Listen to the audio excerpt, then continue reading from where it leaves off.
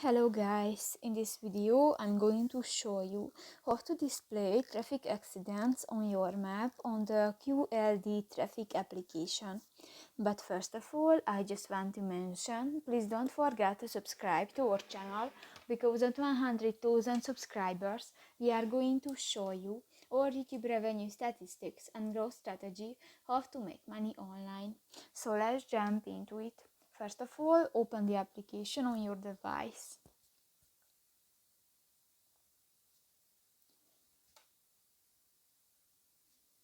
Click to the plus icon at the upper left corner of the screen and click to the accident icon. And now the accident is displayed on your map. So that's pretty much it for this video, guys. See you in the next one. Bye bye.